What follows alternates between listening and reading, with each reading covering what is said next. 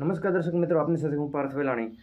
ગુજરાતના સિંહો જે દેશની અને જે એશિયાની જે એક આગવી ઓળખ ગણાય છે અને એવા જે આ સિંહો કહેવાય અને એને સાવજ આપણે કહીએ છીએ અને જેની વસ્તી હવે ઓછી થઈ રહી છે, હવે લુપ્ત થઈ રહી છે અને જેને જાળવી રાખવા માટે સરકાર દ્વારા પણ ખૂબ સારા પ્રયત્નો કરવામાં આવે છે અને પ્રોજેક્ટ લાયન હેઠળ સરકાર ખૂબ સારી એવી માતબર રકમની ફાળવણી પણ સિંહોના સંરક્ષણ અને સંવર્ધન માટે ફાળવણી પણ કરવામાં આવે છે. ત્યારે અત્યારે નવી વસ્તી ગણતરી જે કરવામાં આવી હતી 11 જિલ્લાના જે 3000થી વધારે એમાં વન વિભાગના અધિકારીઓ, સ્વયંસેવકો અને સ્થાનિક લોકો છે બધા સાથે મળી અને જે એની ગણતરીનું અભિયાન શરૂ કર્યું હતું અને 35,000 ચોરસ કિલોમીટર વિસ્તારમાંથી 891 સિંહોની વસ્તી ગણતરી થઈ હતી અને જે દોઢ દાયકામાં આ સિંહની વસ્તીમાં ખૂબ જ વધારો પણ થયો છે તેવું જે કહી રહ્યા છે લોકો.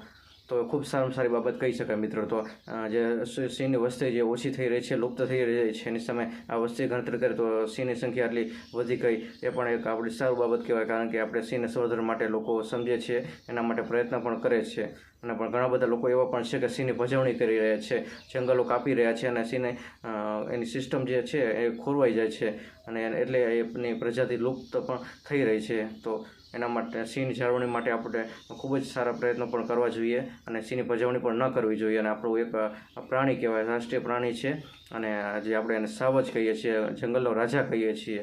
તો એ રાજાને આપણે સંખ્યા ઓછી ના થાય, એની પ્રજાતિ લુપ્ત ન થાય એવા માટે પ્રયત્નો પણ આપણે કરતા રહીએ. નમસ્કાર.